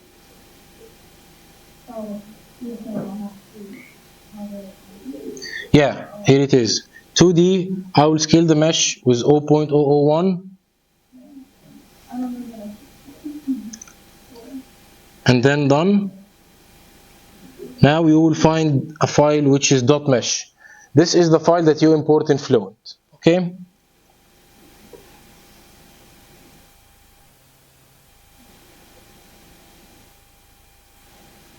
Now let's go and do another example. I will close that.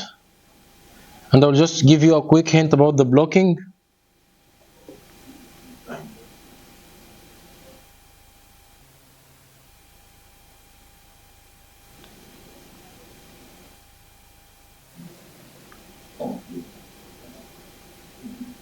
I will open the cylinder ISIM.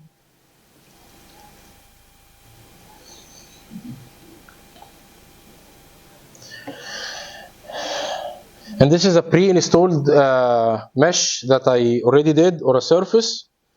And now, instead of generating the parts, just as not to waste your time, I will go to blocking and I will create a block.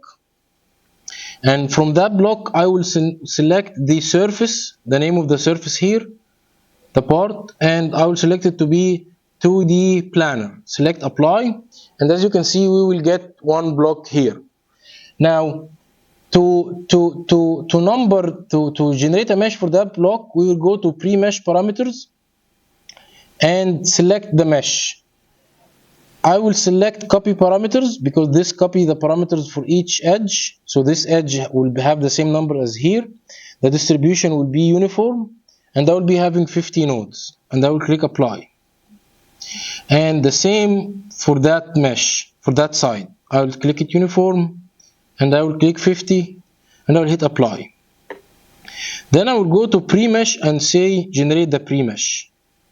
As you can see, I have a very fine structured grid, but this is not accommodating my cylinder. I need to accommodate that cylinder. To do so, I need to split that square to generate an O grid. instead of doing the O grid by yourself by splitting the blocks many times and then deleting the middle block, there is a nice feature in ANSYS that allows you to do an O grid where you click on split and go to O grid, add a block, and I will add a block here and I will hit apply. It will ask me to regenerate the mesh again, and as you can see now, I generated an O grid. And it gives me the flexibility to assign the numbers of edges for another edge, which is this one. So I will go, first of all, I will delete that block because I don't need it. And then I will go to the pre-meshing. I will select this edge, copy parameters, go to 50, go to uniform, apply, and then regenerate the mesh. As you can see now, we have a better mesh. But now, this square is not associated with the cylinder. I would like to associate it with the cylinder. To do that, let's go to associate and associate edge to curve and project vertices as well. What I'm going to do is that I'm going to select this edge and that edge and that edge and that edge, and I will click the middle button and I will associate it with that cylinder. So now it will project it and it will know that this is the geometry that it has, which is the cylinder, okay? And then you keep going.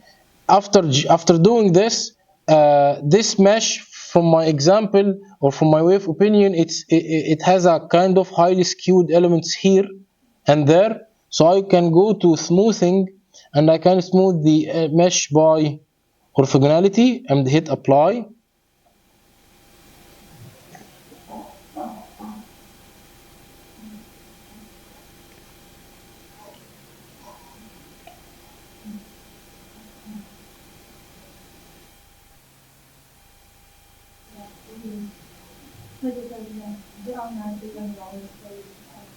What? I just said commenting does a lot of things for you.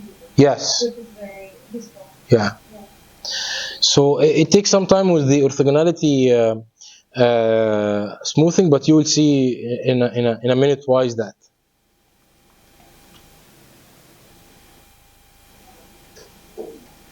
See, instead of having highly skewed elements, it became highly smoothed and highly orthogonal mesh, especially here at this side. Okay. Now, after you generate this mesh, you can just right click and convert to unstructured mesh. You will be having you will be having it as an unstructured mesh now. Okay. When you export it to an unstructured mesh, you can go to mesh and edit mesh and deal with it as if it was an unstructured mesh that was generated by the meshing tab, not the blocking. And at the same thing, you can apply the boundary conditions, inlet, outlet, wall, and export it to get the .mesh file. Obviously, I wanted to have a Fluent case, but I won't be able to do it. I think I'm really bad in time. So questions, and I think we can stop recording, Deepan. Thank you.